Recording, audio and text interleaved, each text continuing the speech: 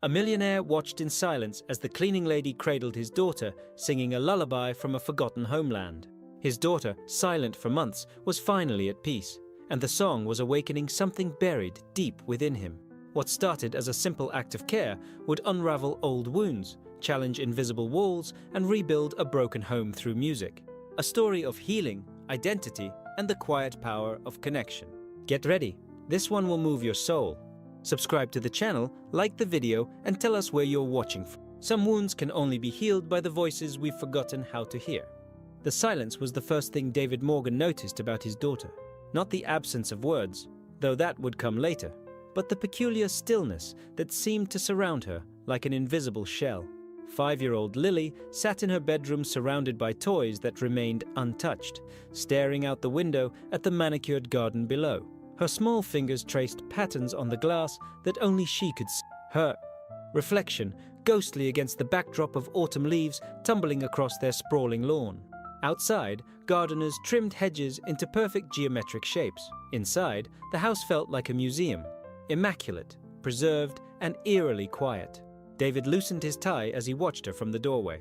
Another cancelled therapy appointment, another specialist who couldn't break through, another day where he'd have to write in his journal. No change. Lily? She didn't turn. The house phone rang downstairs, a jarring interruption in the silence. David checked his watch. He was already late for a conference. With a heavy sigh, he retreated, his footsteps echoing down the hallway of the mansion that had once been filled with his wife's laughter. Now it was just empty space, polished surfaces and expensive furniture that held no meaning. Money couldn't fix what was broken here. He'd tried that already. The nanny, Ms. Winters, a stern woman in her 50s, waited at the bottom of the curved staircase with his briefcase. "The agency called." Her voice clipped with practiced efficiency. "They're sending someone new tomorrow, for the cleaning." David barely registered her words as he took the briefcase. "Fine, whatever. Just make sure they know the rules. Rules that kept strangers at a distance. Rules that maintained order. Rules that, perhaps, kept him feeling anything." As he strode toward his car, he caught a glimpse of his reflection in the glossy black paint. A successful man by every measurable standard, except the one that mattered most. He couldn't remember the last time Lily had spoken to him. Had it been 3 months? 4? Since Anna's death, everything had changed. The words had slowly dried up, like a stream during drought, until one morning, Lily simply stopped speaking altogether. The doctors called it selective mutism, triggered by trauma. David called it his greatest failure. He adjusted his cufflinks, platinum, a gift from Anna on their last anniversary, and slipped into the driver's seat, allowing the engine's purr to drown out his thoughts. The conference call could wait.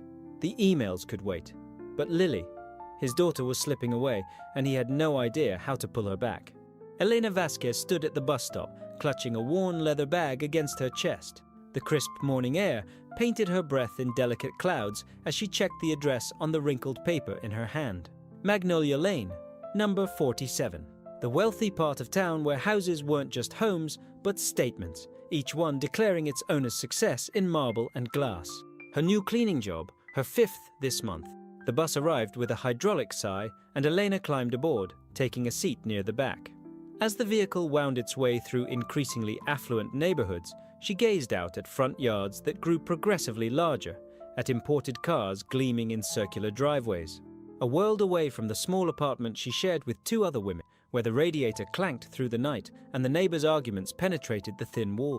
A world away from the conservatory where she once taught music, before everything fell apart. She hummed softly under her breath, an old folk melody her grandmother had, the notes flowing naturally, like water over stones. Music had always been her refuge, the language she turned to when words failed. Now it was a private comfort, a reminder of who she once was. When Elena finally reached her stop and stepped off the bus, the immensity of the Morgan estate took her breath away. 3 stories of sleek, modern architecture perched on a hill, all glass and angles, with a view that must have cost as much as the structure. Stone steps led up to a massive front door, where a security camera tracked her approach. The door opened before she could ring the bell. Elena Vasquez? A woman with steel grey hair, pulled into a tight bun, regarded her cool appraisal. "Yes, ma'am." Eleanor straightened her posture, suddenly conscious of her second-hand coat and sensible "I'm Mrs. Winters, the house manager. You're late." Elena checked. "I'm sorry. The bus." "The rules are simple. Mrs. Winters cutting her off as she ushered Elena in. No noise, no personal calls, no entering Mr. Morgan's office without permission. The child's room is off limits, unless specifically instructed. You'll find cleaning supplies in the utility closet. Begin with the downstairs and work your way up. The interior of the house was even more imposing than its exterior. Soaring ceilings, minimalist furniture in shades of white and grey, abstract art that probably cost more than Elena would earn in 5 years. Yet despite its grandeur, the place felt hollow, as if waiting for something to fill it. Mr. Morgan is rarely home before 7. If you finish early, there's always more to clean. Any questions? Mrs. Winters asked, though her tone suggested questions weren't welcome. No, ma'am. Good. I'll be in my office if you need anything essential. As Mrs. Winters walked away, her heels clicking against the marble floor, Eleanor caught sight of movement on the staircase. A small figure in a pale blue dress stood watching, half hidden behind the banister. A little girl with solemn eyes and dark hair that fell in waves around her face. Elena smiled gently and raised her hand in a small wave. The child didn't wave back. She simply stared, her expression unreadable, before turning and disappearing down the hallway like a ghost. With a deep breath, Elena set down her bag and pulled on the cleaning gloves provided.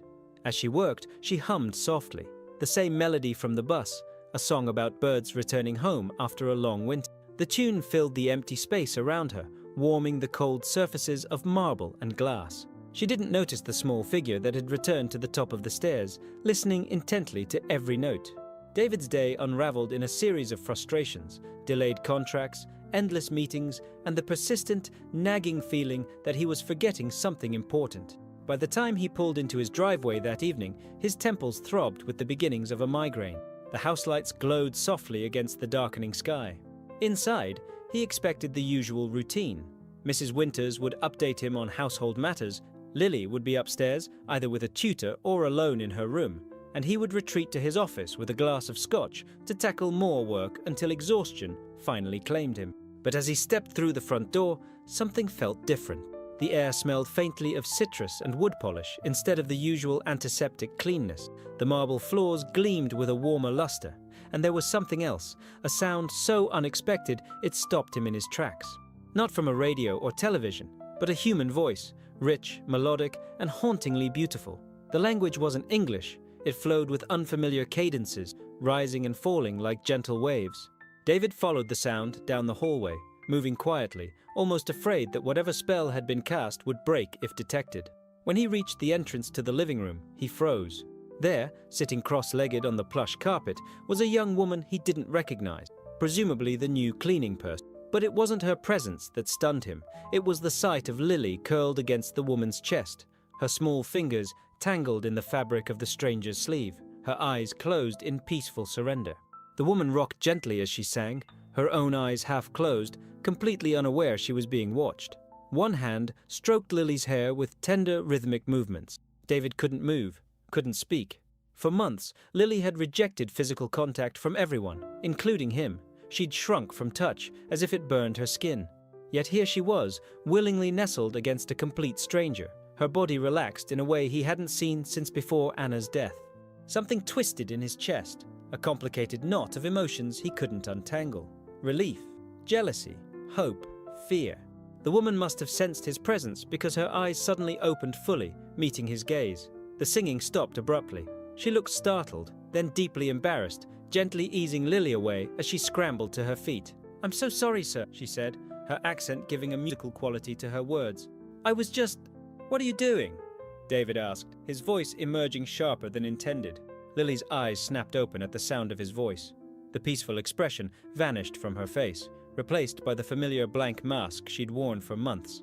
"Mr. Morgan, I apologize," the woman continued, smoothing down her clothes. "She was upset, and I thought, Mrs. Winters didn't tell you, my daughter's room is off limits. We weren't in her room, sir. She followed me here while I was cleaning. She was crying and I—" "Crying?" David's anger faltered. Lily hadn't cried in months. The doctors had said her emotional suppression was concerning, that even tears would be a positive sign. The woman nodded, her dark eyes direct and unapologetic, despite her apologetic words. "Yes, she was sitting on the stairs watching me work. When I moved to this room, she followed. Then she started crying, silently. I didn't know what to do, so I did what my grandmother always did for me." David looked at Lily, who had retreated to the corner of the room, her arms wrapped around herself. She wouldn't meet his eyes. "What's your name?" he asked the woman. Elena Vasquez." "And what was that?" A flicker of something, pride perhaps, or nostalgia, crossed her face. "A lullaby from my country, about a bird that cannot find its way home until it remembers its own song." The metaphor wasn't lost on David. He ran a hand through his hair, suddenly tired in a way that had nothing to do with his long workday. "Mr. Morgan?" Mrs. Winters appeared in the doorway, her expression severe. "I wasn't aware you'd returned. I see you've met Ms. Vasquez." "Yes," David said, still watching his... "We were just getting acquainted." Mrs. Winters glanced between them, clearly sensing the tension. "I can show Ms. Vasquez out if she's finished for the day." Elena gathered her cleaning supplies quickly. "Yes, I'm done, thank you." As she moved to leave, David noticed Lily's eyes following her, a flicker of emotion, the first he'd seen in too long, crossing his daughter's face. "Ms. Vasquez," he said impulsively. She turned at the door. "You'll be back tomorrow?" Something in her expression softened. "If you wish, sir." "I do." The words surprised him as much as they seemed. After Eleanor left, David approached his daughter carefully, kneeling to her level. "Lily, are you okay?" As usual, she didn't answer. But for the briefest moment, her eyes met his, really met his, before sliding away again. It wasn't much, but it was something. That night, long after Lily had gone to bed, David sat in his office, staring at the photograph on his desk. Anna laughing, her head thrown back, sunlight catching in her hair. The same dark hair Lily had inherited. Everything, except perhaps what had happened today. A simple lullaby from a stranger had accomplished what expensive therapists and specialists couldn't. He reached for his scotch, but his hand paused midway. Instead, he pulled out his phone and searched for lullabies online. The results were countless recordings, none of which captured the warmth and humanity of what he'd heard today. For the first time in months, he went to bed with something besides grief and guilt weighing on his mind. Something that felt dangerously like hope. Elena returned the next day and the day after that. Each morning, she arrived precisely on time, having left her apartment an hour earlier to account for any bus delay. Each day, she worked methodically through the immense house, restoring order to spaces that hardly seemed disturbed. And each day, Lily followed her. At first, the child kept her distance, watching from doorways or perched silently on the bottom stair. By the third day, she had begun to drift closer, hovering just within arm's reach as Elena dusted shelves or polished silverware. By the end of the first week, Lily was sitting beside her as she worked, occasionally handing her items or mimicking her movements with small, careful hands. Not once did she speak, but the silence between them felt increasingly comfortable, filled with small gestures and shared glances that required no words. Mrs. Winters observed this development with obvious disapproval. "You're here to clean, Ms. Vasquez, not to babysit," she reminded Eleanor one afternoon, finding them both in the kitchen where Eleanor was wiping down countertops while Lily arranged spoons in a neat row beside her. "She's no trouble," Elena replied, keeping her voice light. "She just likes to help." "That's not the point. Mr. Morgan pays professionals to care for his..." "I understand." Mrs. Winters lingered, her gaze sharp. "The last nanny quit because Lily wouldn't respond to her. The one before that lasted barely a month." Elena absorbed this information silently, sensing there was more to Mrs. Winters' warning than professional boundaries. "She hasn't spoken in nearly 8 months. The house manager could, lowering her voice though Lily was right there, apparently absorbed in her task. "Not since her mother's accident. The doctors call it trauma. Mr. Morgan calls every specialist in the country. Nothing works."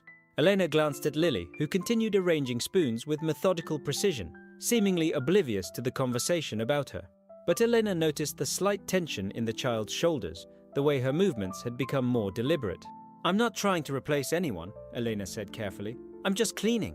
Mrs. Winters' expression softened fractionally. "See that it stays that way, for everyone's sake." With that cryptic comment, she left them alone. Later that afternoon, while polishing the grand piano in the rarely used music room, Eleanor began to hum.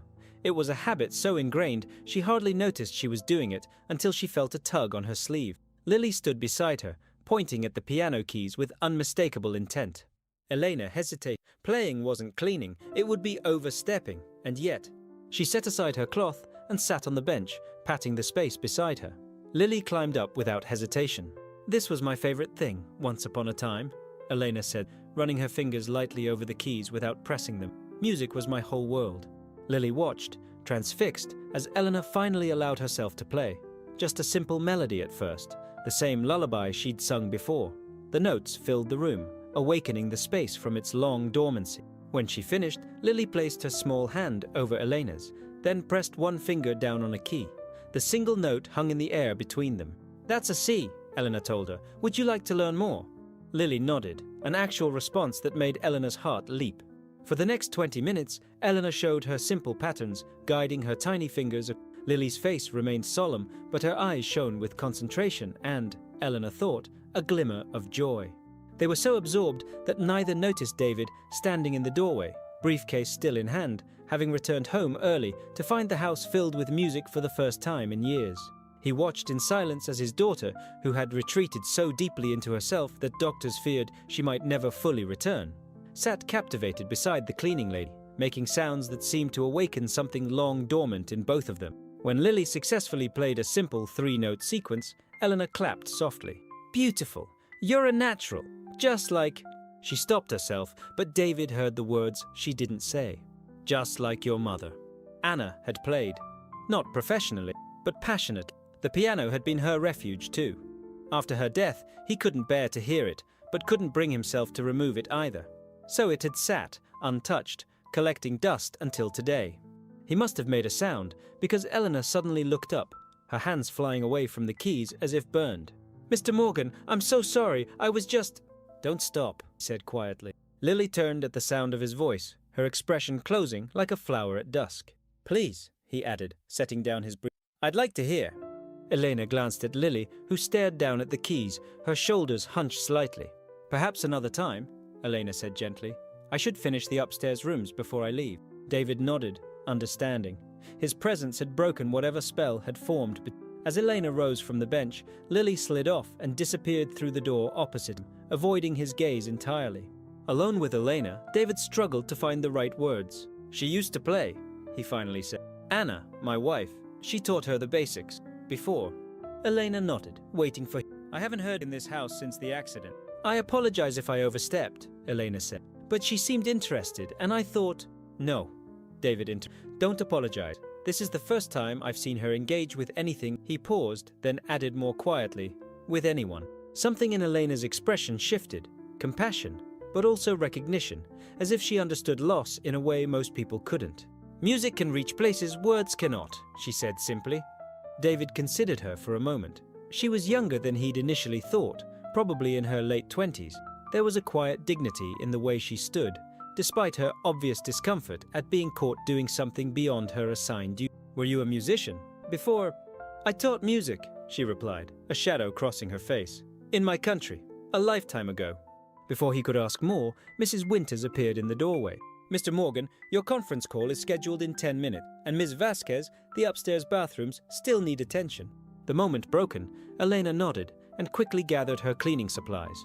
As she left, David found himself watching her go, struck by the grace with which she moved, as if carrying music within her even in silence. "She seems to have a way with Lily," he commented. Mrs. Winters. The house manager's lips thinned slightly. "She's here to clean, sir, not to form attachments. And yet, my daughter, who hasn't responded to trained professionals worth thousands of dollars, sits and plays piano with her." He couldn't keep the edge from his voice. "Children can form inappropriate attachments to caretakers. It's not uncommon." "Inappropriate? She's hardly doing any harm." Mrs. Winters sighed. "With respect, sir, you pay me to manage this household effectively. Blurring lines between staff roles creates complications. Ms. Vasquez is temporary help. What happens when Lily becomes attached and then she leaves? Another abandonment." The word hit David like a physical blow. Another abandonment. Isn't that what he feared most? That he wasn't enough for Lily? That everyone she loved would eventually leave her? "I understand your concern," he said stiffly. "But for now, I see no harm in Lily finding some comfort. God knows nothing else has worked." As he walked toward his office, he could feel Mrs. Winters' disapproving gaze on his back. But for once, he didn't care about maintaining perfect order or clear boundaries. For the first time in months, his daughter had shown interest in someone. And he wasn't about to take that away from her. The broken music box lay in pieces on Eleanor's palm, a delicate ballerina with a chipped arm, the tiny gears and springs scattered like fallen stars. She had found it while cleaning the playroom, pushed to the back of a shelf behind untouched toys still in their packaging. Lily stood beside her, watching intently as Eleanor carefully arranged the fragments on a soft cloth. "Can we fix her?" Lily's fingers hovered over the ballerina's face, tracing the painted features without touching them. Then she nodded, a barely perceptible movement. "I think so too," Eleanor smiled. "It might take time, but broken things can be mended if we're patient." Over the next few days, between her regular cleaning duties, Eleanor worked on restoring the music box. She brought small tools from home, a tiny screwdriver, special glue, a magnifying. Lily watched each step with rapt attention, occasionally handing Elena pieces or holding things steady with her small, careful fingers. They worked in comfortable silence, communicating through gestures and expressions. Sometimes Eleanor would hum as she worked, and occasionally she caught Lily's lips moving silently along with the melody. On the third day of their project, while carefully reattaching the ballerina's arm, Eleanor asked, "Did your mother give you this?" Lily's eyes widened slightly, but she nodded. "She must have loved you very much," Elena continued, keeping her focus on the delicate repair work, "to give you something so special." Lily's hand moved to her heart, then out toward Eleanor, a gesture so simple yet profound that Eleanor had to blink back sudden tears. "Yes," she whispered, "love stays here." She touched her own heart, even when people go away. They worked in silence for several more minutes before Eleanor felt a light touch on her arm. Lily was looking at her with a question in her eye. "Did someone go away from you too?" Eleanor translated. The directness of the child's perception startled her. For a moment, she considered deflecting, protecting Lily from the complexities of adult pain. But something in the girl's solemn gaze demanded honesty. "Yes," Eleanor admitted. "Many people. My family is far away. And someone I trusted, someone I thought would always be there. They made choices that hurt me very much." Lily's brow furrowed in concentration, processing this information. "But I'm okay," Elena added, forcing brightness into her voice. "I'm making a new life here, and right now I'm fixing this music box with you, which makes me happy." As if satisfied with this answer, Lily returned her attention to their project. By the end of the afternoon, the music box was mostly restored. Elena wound the key carefully, and the ballerina began to turn, a tinkling melody rising from the repaired mechanism. Lily's face transformed. A smile, small but unmistakable, curved her lips as she watched the dancer spin. "There she is," Eleanor whispered, dancing again. Lily took the music box reverently, cradling it against her chest as if it contained something infinitely precious. Then, without warning, she leaned forward and pressed her cheek against Eleanor's in a brief butterfly touch before darting from the room, taking her treasure with her. Elena remained kneeling on the floor, her hand rising to her cheek where the warmth of Lily's gesture lingered like a blessing. "You've made quite an impression," she startled at the sound of David's voice. He stood in the doorway, his tie loosened, looking exhausted but somehow lighter than usual. "The music box was broken," Eleanor explained, gathering the remaining tools and bits of packaging. "Lily wanted to fix it. Anna gave her that for her 4th birthday," David said, entering the room and leaning against. "It played Claire de Lune. Lily used to dance around the room with it before." He trailed off. David nodded, running a hand through his hair, a gesture Eleanor had noticed he made when emotionally uncomfortable. "Did she—" He hesitated. "Did she say anything while you were working?" Elena shook her head. "Not with words, but she communicates in other ways. The specialists said she's physically capable of speech. There's no medical reason for her silence. It's psychological, a response to trauma." He spoke with the practiced detachment of someone who had repeated clinical explanations many times, trying to make sense of the inexplicable. "Sometimes silence feels safer," Eleanor said, "when words can't express what we feel or when they've failed us before." David studied her with newfound curiosity. "You seem to understand her." Eleanor busied herself with packing away the tools, uncomfortable with his scrutiny. "I only listen to what she shows me." "You're good with her," making it sound almost like an accusation. "Better than professionals who've spent years studying child psychology." "I'm not trying to be her therapist, Mr. Morgan. I'm just—" Eleanor struggled to define what exactly "I'm just being present with. Whatever you're doing, it's working." She took the music box to show Mrs. Winters, voluntarily sought her out, which hasn't happened in months. Elena smiled at them. She was proud of helping fix it. "Mrs. Winters thinks I should set clearer boundaries," David said abruptly. "That I should remind you you're here to clean, not to become involved with my daughter." Eleanor felt heat rise to her. "I understand. I'll keep my distance if that's what you want." "Is that what I said?" David pushed away from the wall, pacing the small space. "Do you know how many experts I've consulted? How many techniques we've tried? Special diets? Play therapy, art therapy, medication? He stopped, facing her directly. Nothing has worked. Nothing. Until you started singing to her. The raw emotion in his voice caught Eleanor off guard. This was not the cool, detached employer she'd come to expect. I don't know why she responds to me, Eleanor said honestly. Maybe because I don't expect her to be anything other than who she is right now. David absorbed this, his expression troubled. I want what's best for her. Of course you do. If that means bending the rules about who does what in this house, then so be it. His decision seemed to firm as he spoke. I'd like you to spend an hour each day with Lily. Not cleaning, just whatever you were doing before. Music, fixing things, whatever reaches her. Elena stared at him, speechless. I'll pay you extra, naturally, reverting to the language of transaction. Mr. Morgan, Eleanor began carefully, I'm honored by your trust, but I'm not trained for this. I'm not a therapist or a teacher anymore. No, he agreed. You're something else entirely, something she responds to. He checked his watch. A nervous habit. Think about it. Let me know tomorrow. After he left, Eleanor sat alone among the scattered toys, feeling the weight of his request. She should say no. She was already walking a dangerous line, growing attached to a child who wasn't hers, in a world where she was just passing through.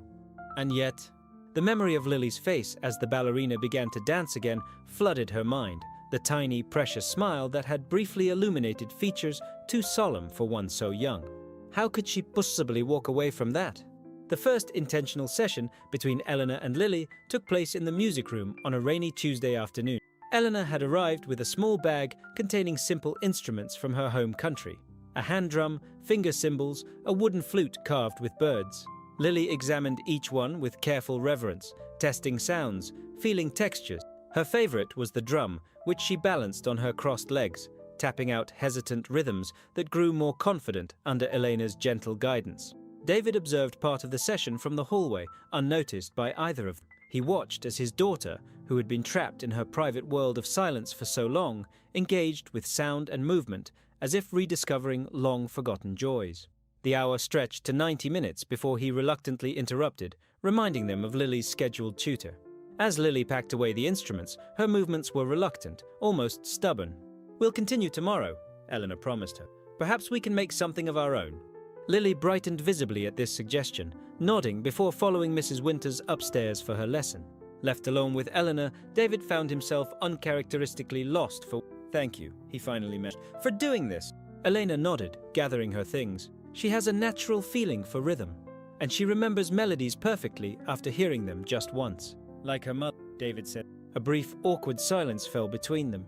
Mrs. Winters mentioned you were a music teacher, David said, before coming here. Elena tensed slightly. Yes, in a small conservatory. Why did you leave? The directness of the question caught her off guard. For a moment, she considered deflecting, offering the simplified version she usually gave. But something about his genuine curiosity made her hesitate. It's complicated, she finally said. There was a betrayal by someone I trusted. It cost me my position, my reputation. She busied herself with adjusting the piano cover, avoiding his gaze. Sometimes starting over somewhere new is the only option. David absorbed this, recognizing her reluctance to elaborate. I'm sorry, that must have been difficult, she shrugged, a gesture that attempted nonchalance but failed to hide deeper pain. Life goes on. We adapt. Is that what you're teaching Lily? To adapt? Elena met his gaze directly.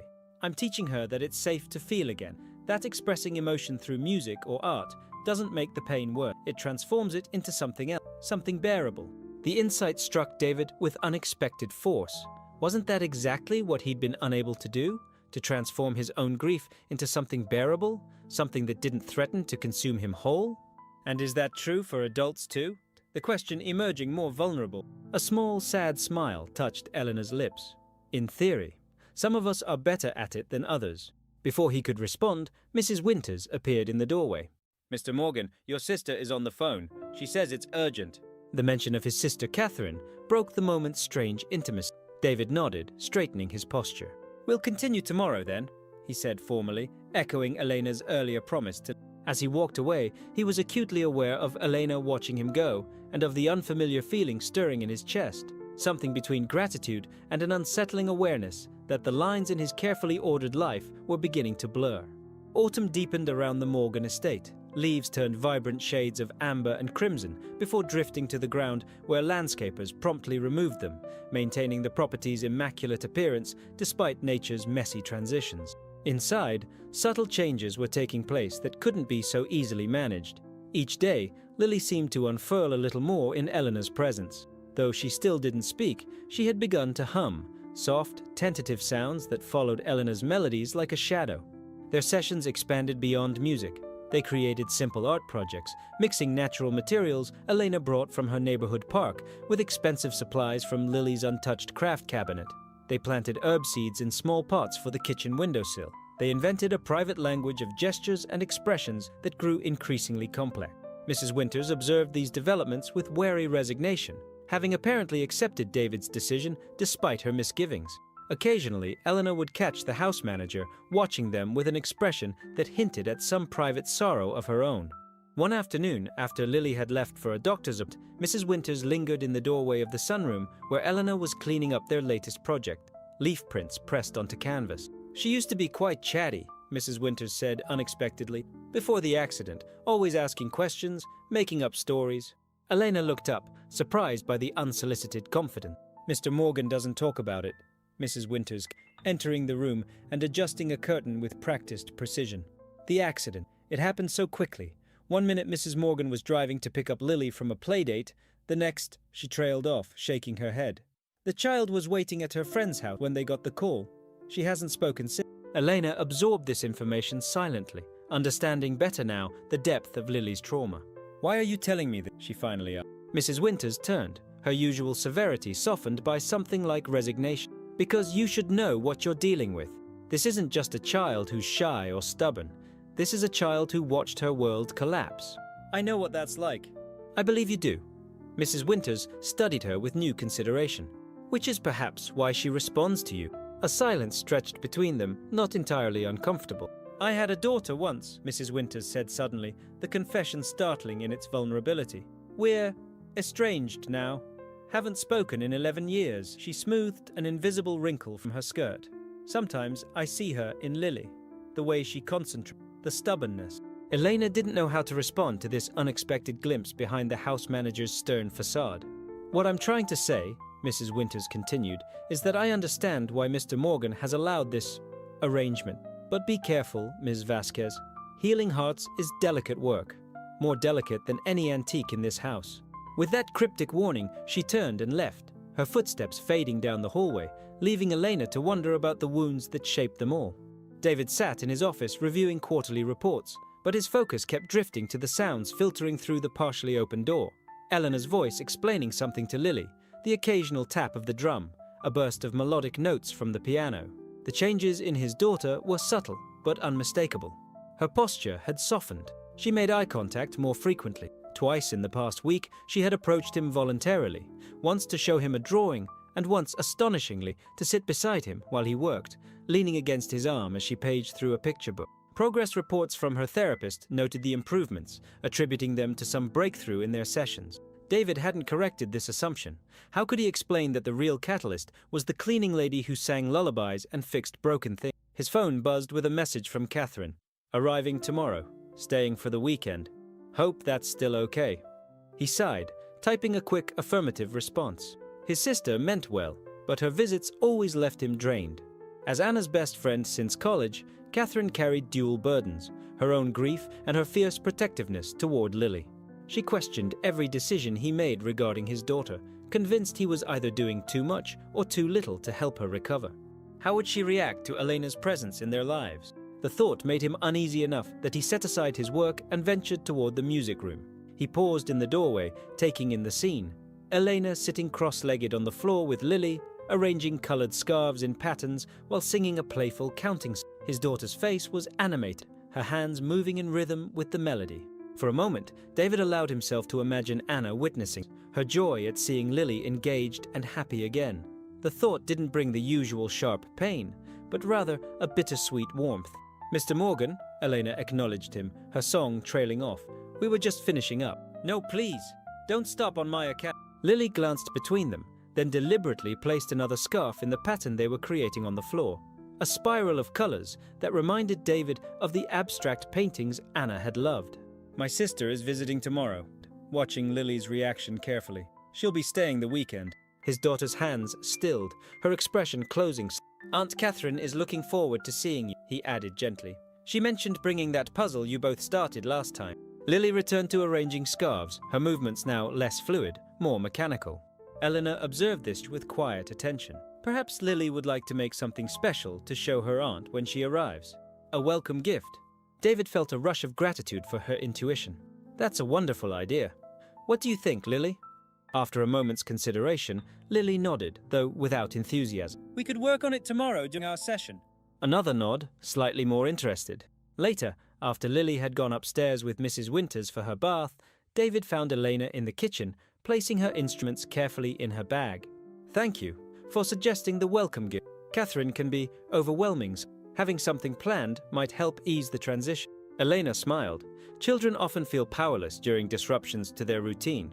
Creating something gives them agency. You understand her so well. It's like you can hear what she... Perhaps because I've been where she is, Elena replied, zipping her bag closed. Lost for words in a world that demands them. The simple statement revealed more than any elaborate explanation could have. David found himself wanting to know more about her past, her journey to this place, the music she once taught, the betrayal that had cost her so much. Instead, he said, My sister may have questions about your role here. I understand.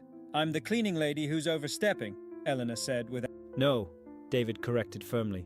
You're the person helping my daughter find her way back. He hesitated, then added, If Catherine has concerns, I'll address them. Just be yourself with Lily. That's all I ask. Elena studied him as if seeing something new. Of course. As she left through the side door, David realized with a start that it was the first time in months, perhaps years, that he had defended a decision about Lily with absolute certainty.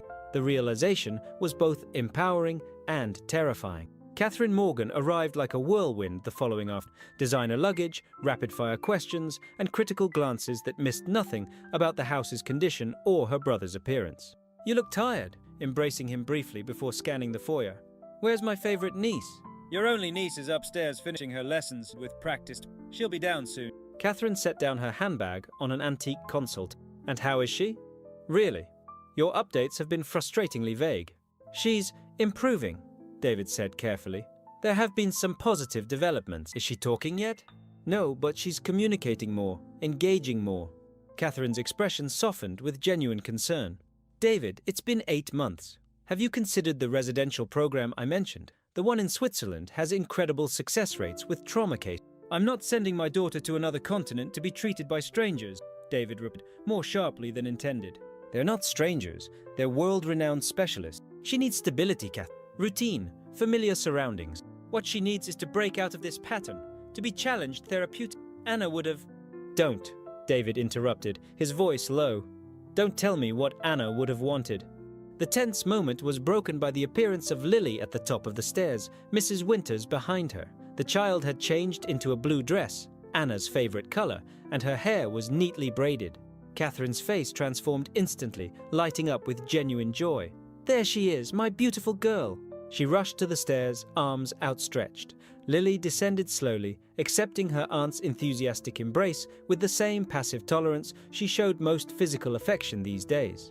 I've missed you so much, Catherine murmured, pulling back to study her niece's face. Look how you've grown. I brought you something from New York. As Catherine retrieved a beautifully wrapped package from her bag, David observed his daughter's carefully controlled expression. She was trying. He could see the effort it took, but the easy connection she had once shared with her aunt seemed strained now, as if they were speaking different languages. The gift was an exquisite music box, modern and artistic, clearly expensive, featuring a crystalline butterfly that spun while emitting colored light. It plays 8 different melodies, Catherine explained as Lily examined it. The sales associate assured me it's the finest available. David tensed, thinking of the simple ballerina music box that Eleanor had helped repair, the one Lily now kept beside her bed and wound it before sleep. This new, perfect replacement felt like an unintentional criticism, but Lily accepted the gift politely, nodding her thanks before carefully setting it aside. The slight furrow in Catherine's brow betrayed her disappointment at this lukewarm reception. She made something for you, David interjected, gesturing to a colorfully wrapped package on the side table. This morning, Lily retrieved the gift and presented it to her aunt with solemn ceremony. Catherine unwrapped it to reveal a hand-painted picture frame containing a photograph of herself and Lily from the previous Christmas, decorated with pressed flowers and swirling patterns in vibrant colors. "Oh, Lily," Catherine breathed, genuine emotion catching in her voice. "It's beautiful. Did you make this all by yourself?" Lily shook her head, then made a series of gestures that David had come to recognize as her way of describing Elena. Fingers mimicking piano keys, then a flowing motion that suggested singing. Catherine looked to David for translation. She had help, he explained, from a friend. "A friend?" Catherine repeated, surprised. "One of her classmates?"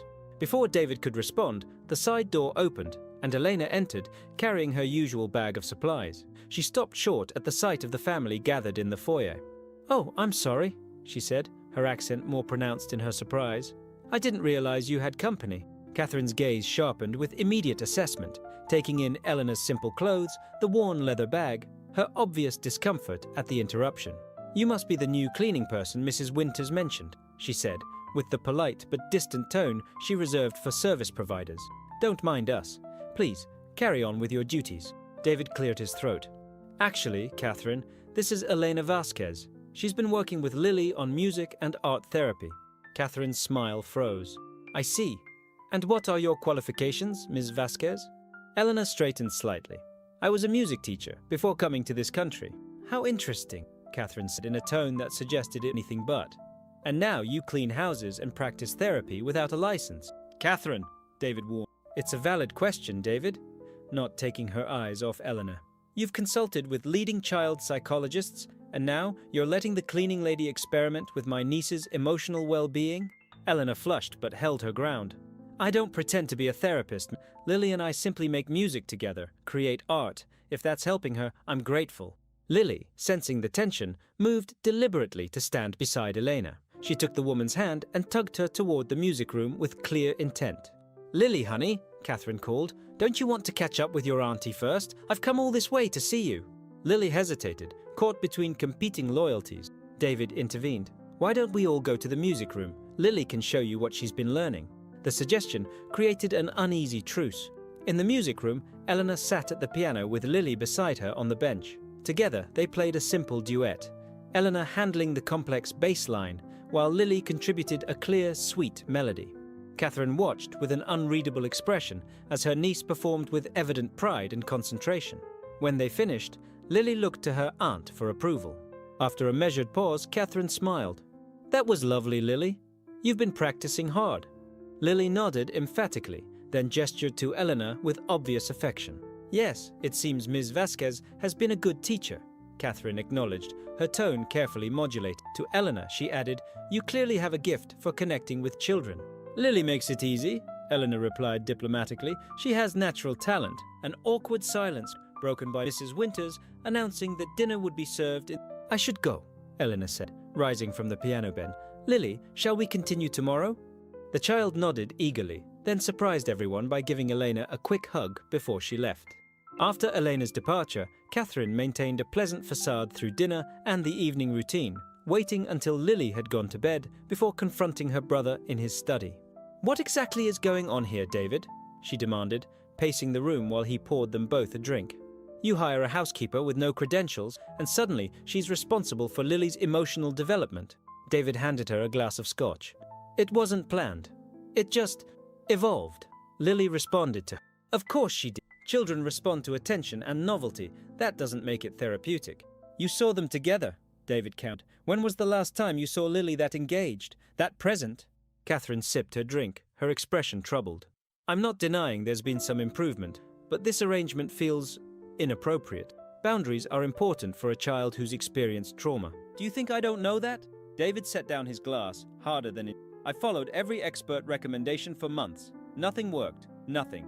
Then Elena sings to her once, and suddenly my daughter starts coming back to life." "That's exactly what worries me," Catherine said more gently. "This woman has somehow gained incredible influence over Lily in a very short time. What do you really know about her past?" The question hit uncomfortably close to David's own unasked question. She was a music teacher. There was some kind of professional betrayal. She came here for a fresh start. That's awfully vague for someone you're entrusting with your daughter's emotional well-being. "I trust what I see," David insisted. "And what I see is Lily improving, engaging, Feeling safe enough to express herself, Catherine studied him over the rim of her glass. It's not just about Lily, is it? There's something about this woman that appeals to you too. That's ridiculous, David scoffed, though the heat rising to his face betrayed him. Is it? Catherine's voice softened with compassion. David, I know how lonely you've been, how hard you've tried to keep it all together for Lily's sake, but getting involved with the help isn't the answer. I'm not involved with anyone, David replied. I've simply found someone who can reach my daughter when no one else.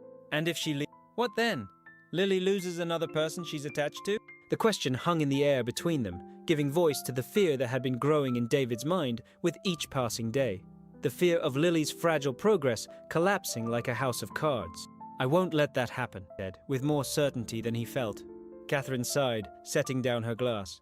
Just promise me you'll be careful, for both your sake. Later that night, after Catherine had retired to the guest room, David stood in the doorway of Lily's bedroom, watching her sleep.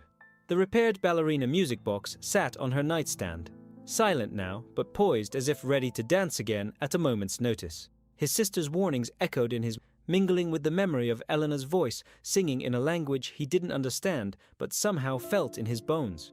The troubling truth was that both women were right. Catherine about the risks, Eleanor about what Lily needed. And he was caught in the middle, trying to navigate a path forward that would heal his daughter without creating new wounds in the process. The weekend of Catherine's visit stretched elastically, each day filled with underlying tension despite outward civility.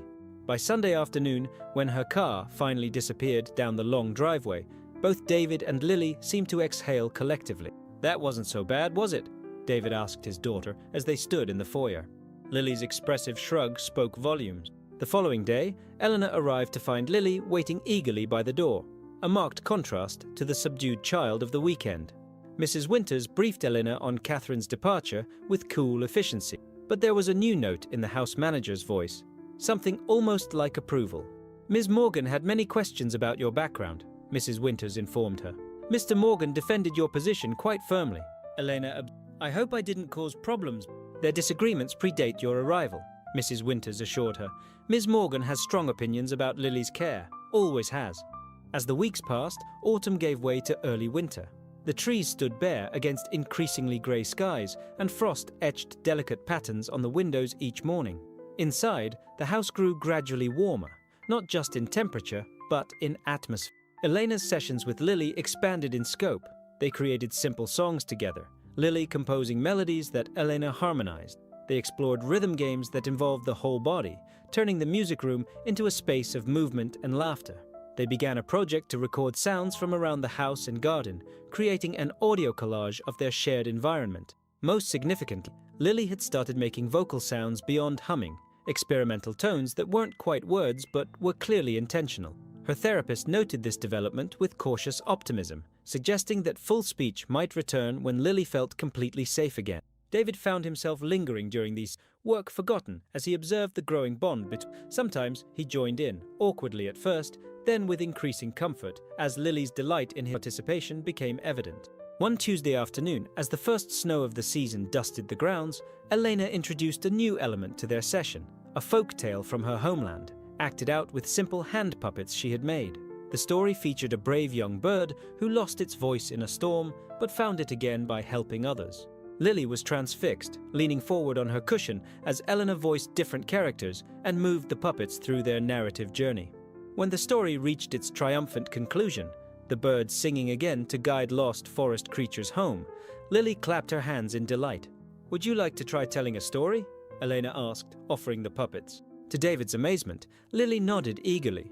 She took the puppets and began an elaborate silent performance, her gestures and expressions so clear that the narrative emerged without words. A tale about a butterfly searching for a flower that wouldn't wilt in winter. "She's incredible," David murmured to Elena as they watched. "The way she communicates without speaking. She has so much to say," Eleanor agreed softly.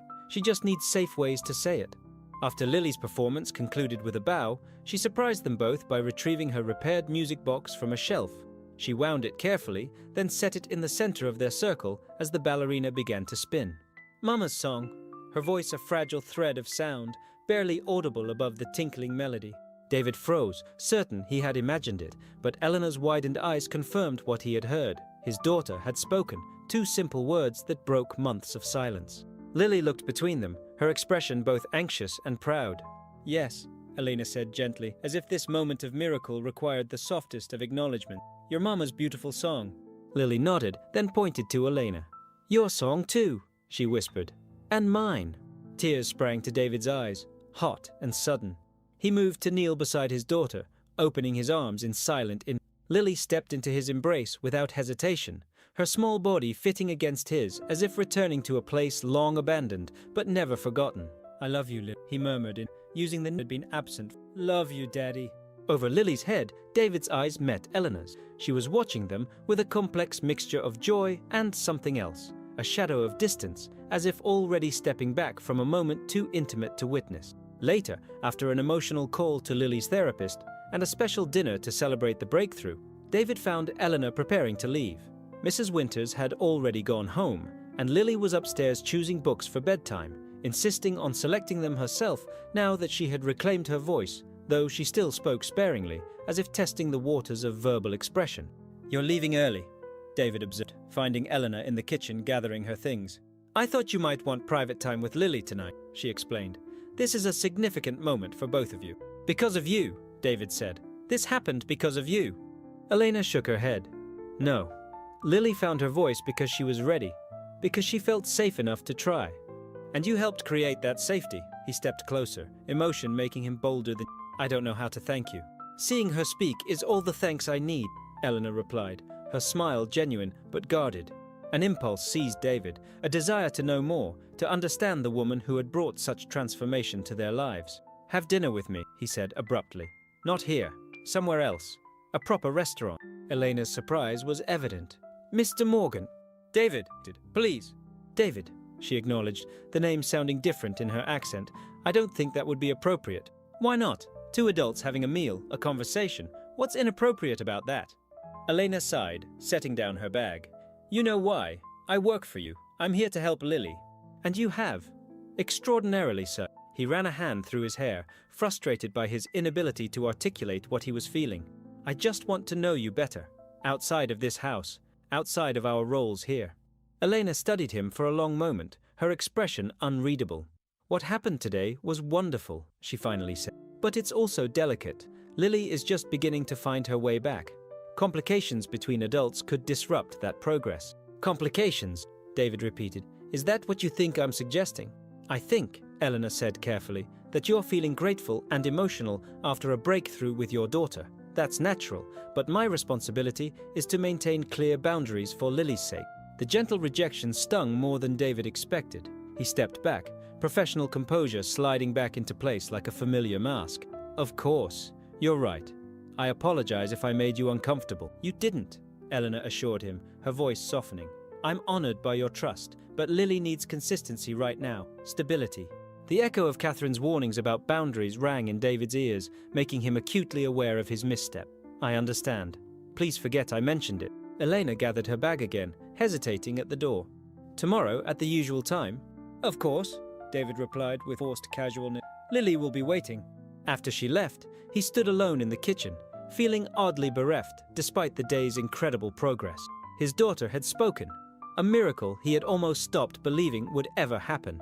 He should be elated, focused entirely on Lily's breakthrough. Instead, he found himself dwelling on Eleanor's gentle rejection, and the realization that somewhere along the way she had become important to him, not just as Lily's guide, but as someone who had begun to thaw his own frozen grief as well.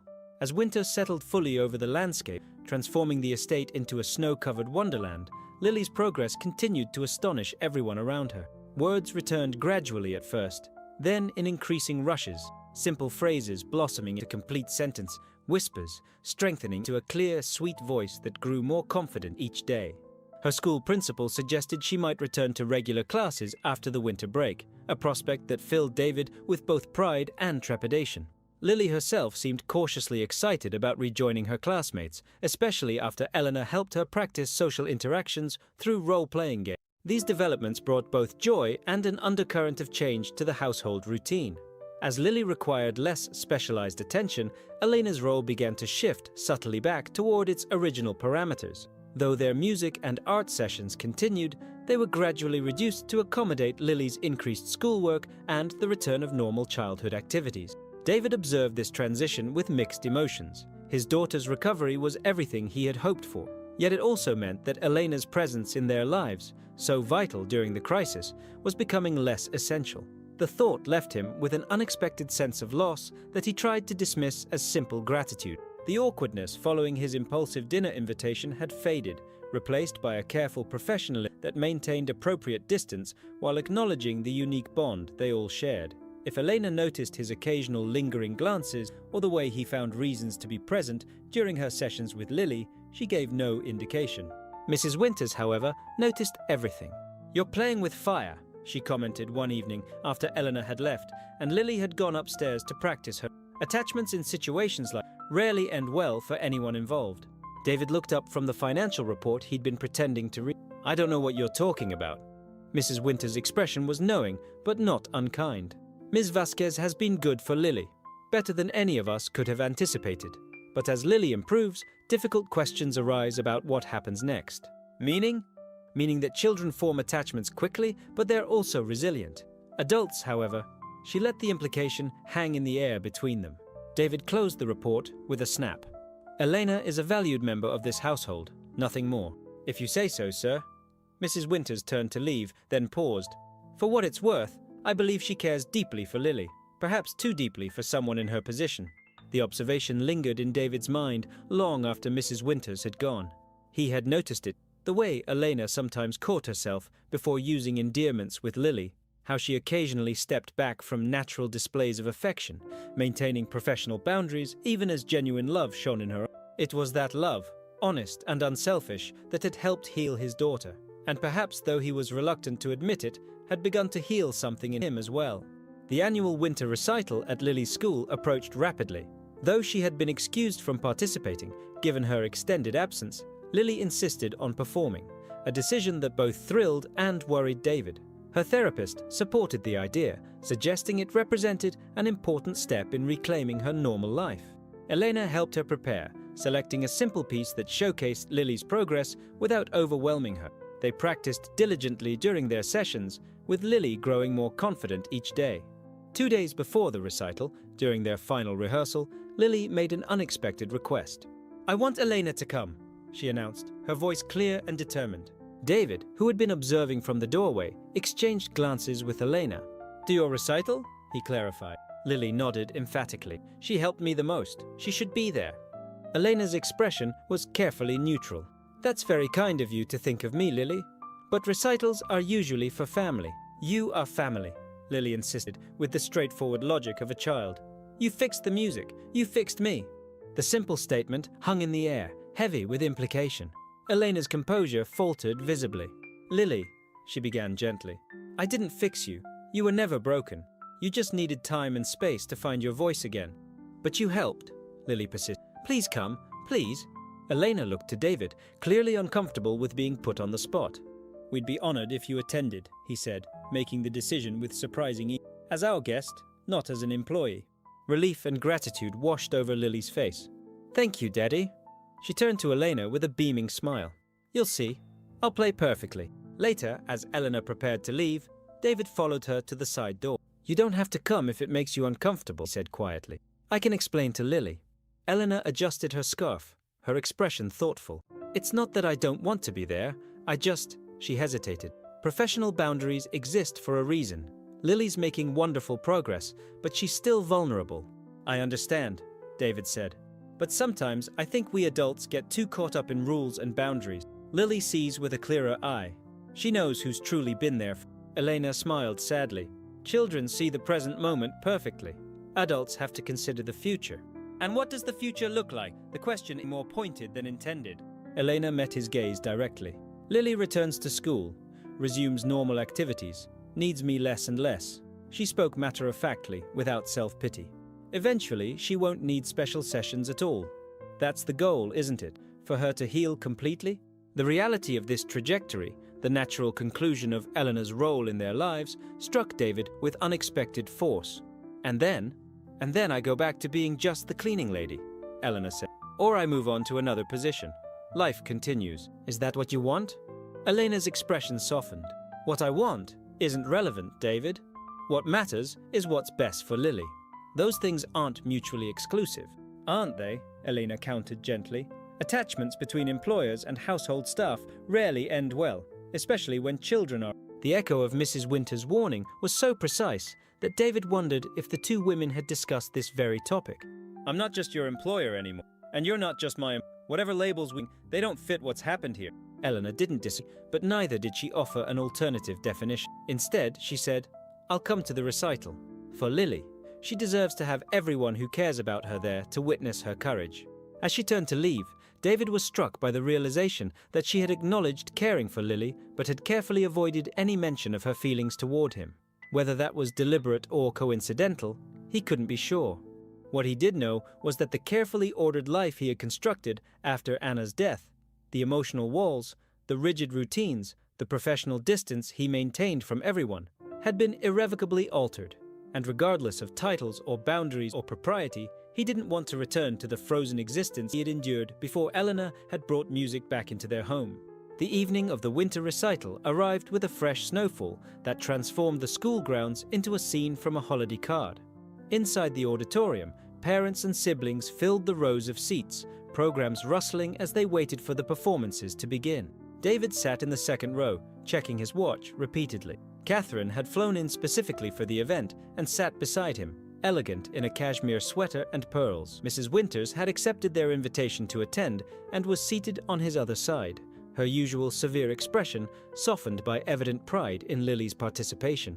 But the seat David had saved at the end of their row remained empty as the lights dimmed for the opening announcement. Is someone joining us? Catherine whispered. Eleanor, David murmured. Lily invited her. Catherine's eyebrows rose fractionally, but she made no comment, a restraint that David recognized as her attempt to maintain the fragile truce they had established regarding Elena's role in Lily's life.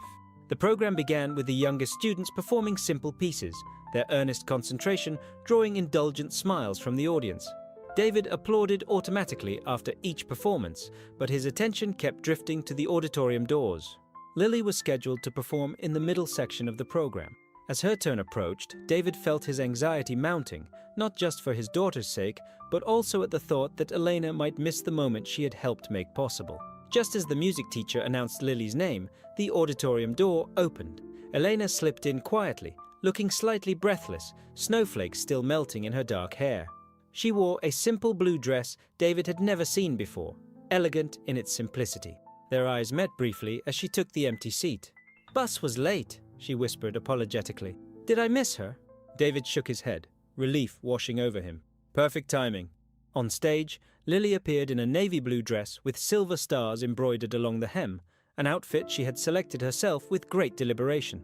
She approached the piano with measured steps, her posture reflecting the confident bearing Elena had helped her practice. As Lily settled on the bench and positioned her hands over the keys, she scanned the audience. Her face brightened visibly when she spotted Eleanor, a smile of genuine joy spreading across her features. The piece she had chosen was Clair de Lune, the same melody her mother's music box had played. The symbolism wasn't lost on anyone who knew their story. David felt Catherine reach for his hand, squeezing it tightly as the first notes filled the auditorium. Lily played with remarkable poise for a child her age, her small fingers moving with deliberate precision. The piece had been simplified slightly to accommodate her skill level, but the essence of the haunting melody remained intact. In the hushed auditorium, surrounded by strangers witnessing their private journey, David felt the music wash over. Him like gentle waves, each note a testament to his daughter's resilience. When Lily reached the delicate middle passage, the part she had struggled with during practice, she faltered momentarily. A wrong note hung in the air. For a heartbeat, she froze. David held his breath, afraid she might panic or flee the stage. But then he saw her take a deep breath, just as Elena had taught her, and continue playing. She didn't restart or apologize. She simply moved forward, incorporating the mistake into her journey and finding her way back to the melody. The final notes of Clair de Lune lingered in the auditorium like a whispered prayer. As Lily stood and curtsied, the applause erupted, not the polite clapping reserved for children's performances, but genuine appreciation for something extraordinary they had witnessed. David felt tears streaming down his face, making no effort to hide them. Beside him, Catherine was crying too, her hand still gripping his. Even Mrs. Winters dabbed at her eyes with. Elena clapped with quiet intensity, her face radiant with pride. When Lily looked toward their row again, Elena placed her hand over her heart, their private signal for beautiful music, and Lily beamed in response. After the recital ended and the reception began in the school lobby, Lily was surrounded by well-wishers, teachers, classmates, parents who remembered her from before her silence. She accepted their congratulations with growing confidence, answering questions about her performance in her sweet, clear voice. "She's remarkable," said Ms. Peterson, Lily's former teacher. "To come back from such trauma and perform so beautifully, you must be very proud." "We are," David replied, his arm around his daughter's shoulders. "She's braver than I ever imagined." As the crowd began to thin, Lily tugged on Eleanor's dress. "Did you really like it, even when I made the mistake?" Elena knelt to Lily's level. "Especially when you made the mistake. That's when you showed true courage, not by playing perfectly, but by continuing despite the error. That's what real musicians do." "Will you always come to my concerts?" Lily asked, with the innocent directness of childhood. Eleanor's smile wavered slightly. "I hope to hear you play many more times, querida." The endearment, spoken without thinking, hung in the air between them. Elena's eyes widened slightly, as if surprised by her own words. Catherine, who had been observing this exchange, stepped forward. "Lily, sweetie, why don't you show me your dressing room? I'd love to see where you prepared for such a wonderful performance." As aunt and niece headed down the hallway, Catherine's tactful removal left David and Elena alone in the gradually emptying lobby. "Thank you," David said quietly, "for being here, for everything." "She earned this moment," Elena replied. "All I did was believe in her. You did more than that, and we both know it." David struggled to find words for the gratitude that went beyond professional acknowledgement. "Elena, I need to ask you something." She waited, her expression guarded. "What happens now? With Lily doing so well, returning to school, becoming more independent, I know our arrangement will need to change." Elena nodded slowly. "I've been thinking about that too. Perhaps we could reduce the sessions to once a week, focus on maintaining her progress rather than intensive therapy."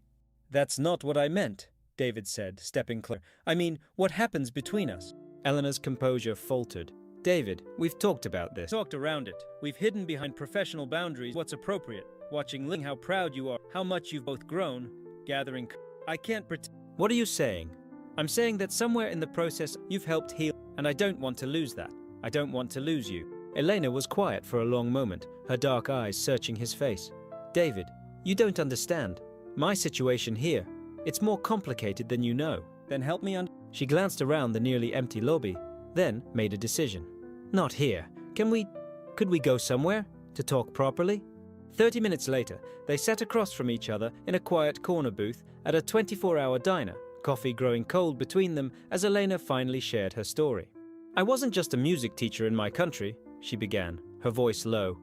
"I was engaged to be married. To Carlos. He was a prominent businessman, very well connected. I thought I knew him completely." David listened without interruption as the pieces of her past emerged like fragments of a broken song. "The conservatory where I taught, it was struggling financially. Carlos offered to help, to invest in the program. I was so grateful, so naive. I didn't ask enough questions about where the money came from." Elena's hands wrapped around her coffee cup as if seeking warmth. "It turned out Carlos was using the conservatory to launder money from illegal activities. When the authorities discovered it, I was implicated. As his fiancée, as the teacher who had vouched for his character, I was guilty by association. But surely when they did investigate, and they found that I had unknowingly signed documents that made me appear complicit. Carlos had been very careful about that." Her voice carried the bitter weight of betrayal. "He disappeared before the trial. I was charged, though eventually acquitted. But the damage was done. My reputation, my career, my faith in my own judgment, all destroyed." David absorbed this revelation, understanding now the shadows he had sometimes glimpsed in. "That's why you came here, to start over." "Yes, and I've been careful ever since to maintain distance, to not trust too easily, to remember that situations can change quickly and attachments can become dangerous." "Elena," David said, "I'm not Carlos, and this situation, what we've built here, it's not built on deception." "I know that," she replied, "but fear isn't always rational. When you have good things in your life again, you're afraid to risk them, afraid to believe they can last." David reached across the table, covering her hand with his. "What if I told you I was afraid too? That after Anna died, I convinced myself I could only trust in work, in money, in things I could control. And that you've shown me there are other ways to live."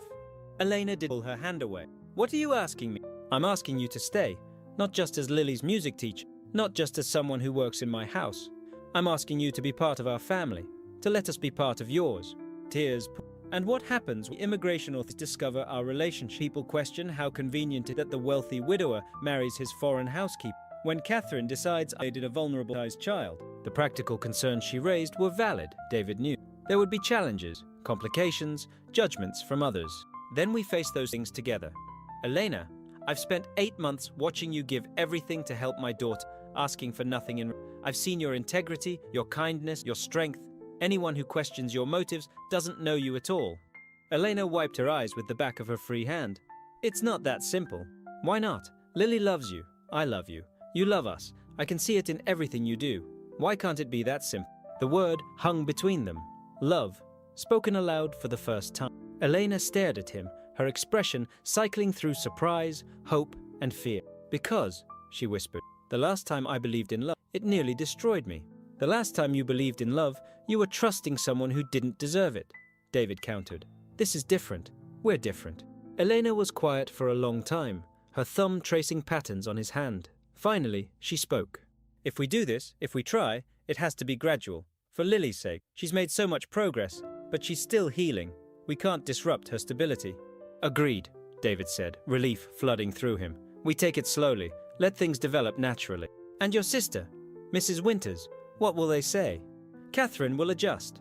She wants what's best for Lily, and she's seen how much you've helped her. As for Mrs. Winters, David smiled. I think she's been hoping for something like this for months. Elena laughed softly, the sound carrying more lightness. You really think we can make this work?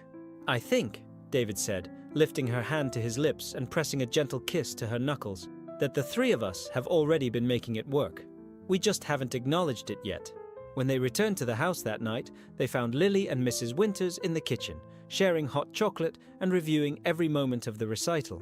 Lily looked up as they entered, her perceptive eyes taking in their clasped hands and the subtle change in the atmosphere between them. Are you happy, Daddy? She asked with the directness that still occasionally startled him. Yes, Lilypad, I'm very happy. Good, she said matter-of-factly. Elena makes good music, and you smile more when she's here. Mrs. Winters hid her own smile behind her mug of cocoa. Out of the mouths of babes, she murmured. The garden party was in full swing, the spring afternoon warm and bright. Tables scattered across the lawn held the remnants of a feast, while children chased bubbles that Eleanor blew from the porch steps. Lily, now 7 and chattering almost constant, directed a group of her classmates in an elaborate game that seemed to involve singing and dancing in equal measure. David stood by the French doors, watching his daughter orchestrate the chaos with the same confidence she now brought to her piano performances. She was scheduled to give a solo recital at the conservatory in the fall, a prospect that thrilled rather than terrified. She's become quite the little conductor, Catherine observed, joining him with a glass of champagne. I think she might be even more outgoing now than she was before. Before the accident, David finished. It was easier to say now, to acknowledge that difficult period as part of their story, rather than the end of it. The transformation in both of you has been remarkable, Catherine. I owe Elena an apology, several apologies, actually. She knows you were protecting us, David replied. She understands better than anyone how important it is to be cautious about attachment. Through the window, they watched Eleanor hand the bubble wand to one of the children and cross the lawn toward them, her sundress flowing in the gentle breeze. The engagement ring on her left hand caught the sunlight, a simple band with a single stone that had belonged to David's grandmother. Their wedding would be small, planned for the following autumn. Eleanor had insisted on waiting a full year after their relationship became official, wanting to be certain that Lily's adjustment to their changing family dynamic remained healthy and positive. Mrs. Winters mentioned that you're looking into adoption, Catherine said quietly. David nodded. Elena's permanent residency should be finalized soon, and then, yes, we want to make it official in every way possible. Elena joined them on the porch, slightly breathless from her bubble-blowing duties. The children are requesting a concert, she announced. Apparently, someone told them that Lily's new mother used to be a professional musician. New mother, David repeated, the phrase still sounding wonderfully sweet. Elena blushed slightly. She's been trying out different ways to introduce me to. Yesterday, I was her music mama. Last week, I was her second mother. We're still figuring out what feels right. Take your time, Catherine said, her voice warm with genuine. There's no rush to define everything perfectly. As if summoned by their conversation, Lily appeared at Eleanor's side, tugging on her hand. "Elena, will you sing the bird song? The one about coming home?" "Which one, querida?" "The very first one, from when I was sad and couldn't talk." Elena's eyes met David's over Lily's head, sharing the memory of that first day when a simple lullaby had begun to bridge the gap between loss and healing. "Of course," Elena said, settling onto the porch swing. "But I think it sounds better with harmony now." Lily climbed up beside her, and David took a seat on Elena's other side. As Elena began the melody, the same folk tune about a bird finding its way home, Lily's clear soprano joined in, harmonizing with practiced ease. After a moment, David added his own deeper voice, still uncertain but gaining confidence. The children in the garden stopped their games to listen, drawn by the music that seemed to weave itself into the afternoon. Mrs. Winters appeared in the doorway, along with several other adults, all unconsciously moving closer to the source of the song. As the last notes faded, applause broke out across the gathering. Not the polite appreciation of a performance, but the warm recognition of something shared and beautiful. "Again!" called one of them. "A different one!" shouted an. Lily looked expectantly at Elena, who laughed and began a playful children's song in Spanish, encouraging everyone to clap along. Soon, the entire party had become an impromptu concert, with various guests contributing their own musical offering. David watched it all with deep contentment, marveling at how naturally Elena had woven herself into the fabric of their lives, and the careful boundaries and professional distance of the past had given way to something infinitely more complex and rewarding, a family built not just on love, but on mutual healing and shared joy. Later that evening, after the guests had departed and Lily had been tucked into bed with her repaired music box playing softly on the nightstand, David found Eleanor on the garden terrace, looking up at the stars. "Happy?" he asked, wrapping his arm. "More than I thought possible," she replied, leaning back against his. "There was a time when I believed my story was essentially over, that I would spend the rest of my life hiding from the past, keeping everyone at arm's length. And now?" Eleanor turned in his arms, her face radiant in the moonlight. "Now I know that sometimes the most beautiful music comes from broken instruments that have been carefully repaired. We don't sound the same as we did before, but we make something new, something that wouldn't have existed without all the cracks and healing." David kissed her gently, tasting the truth of her words. In the distance, they could hear Lily's music box playing its gentle melody, no longer a reminder of loss, but a bridge between past and future, between the family they had been and the family they were becoming. The lullaby's echo would continue, they knew, carrying their love forward into whatever tomorrow might bring. And for the first time in years, tomorrow felt full of infinite possibility.